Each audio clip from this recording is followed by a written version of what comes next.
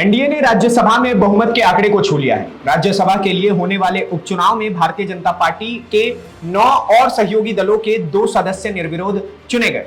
मनोनीत और निर्दलीय सदस्यों के समर्थन को मिला दे तो एनडीए ने बहुमत के आंकड़े को टच कर लिया है। वहीं कांग्रेस के भी एक सदस्य अभिषेक मनु सिंह भी निर्विरोध चुने गए हैं। 9 सदस्यों के निर्विरोध चुने जाने के बाद राज्यसभा में भारतीय जनता पार्टी की संख्या बढ़कर अब 96 हो गई है। वही एनसीपी यानी कि अजीत पवार के गुट वाली एनसीपी और राष्ट्रीय लोकमंच के एक सदस्य को निर्विरोध चुना गया है।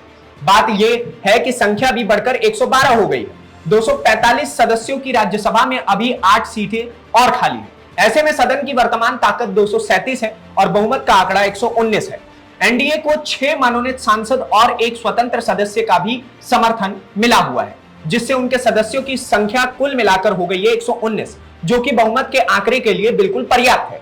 और अब मैं आपको बता देता हूं कि चुने कौन कौन से गए हैं। भारतीय जनता पार्टी की तरफ से बिहार से मनन कुमार मिश्रा चुने गए हैं, हरियाणा से किरण चौधरी, मध्य प्रदेश से जॉर्ज कुरियन, असम से मिशन रंजन दास और रामेश्वर तेली, राजस्थान से रवनीत सिंह बिट्टू, महाराष्ट्र से धैर्यशील पाटिल, ओडिशा से ममता मोहंता और त्रिपुरा से राजीव भट्टाचार्य।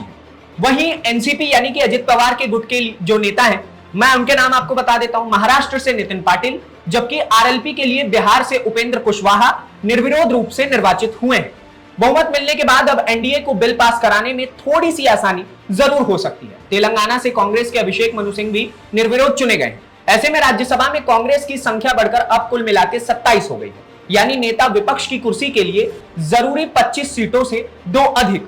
बताते चले कि राज्यसभा की जो 12 सीटें खाली हुई थी, उनमें सबसे ज्यादा 7 सांसद भारतीय जनता पार्टी के थे, जबकि कांग्रेस के 2, बीआरएस और बीजेडी और आरजेडी के एक सांसद थे। बताते चले कि 12 सीटों पर राज्यसभा उपचुनाव के लिए चुनाव आयोग ने इसी महीने में ही अधिसूचना जो थी वो जारी की थी, जिसके मुताबिक नामांकन पत्र दाखिल करने की अंतिम तिथि 21 अगस्त थी।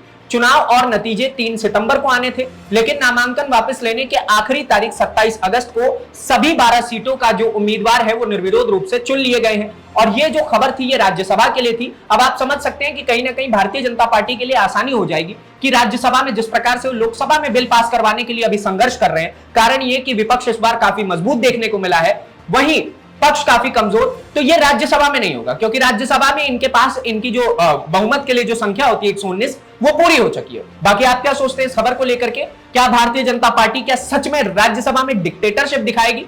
आपको क्या लगता है हमें कमेंट बॉक्स में जरूर बताइए। अगली वीडियो में आपसे फिर से मुलाकात होगी, तब तक के लिए दीजिए इजाजत। धन्यवाद, नमस्कार, जय हिंद।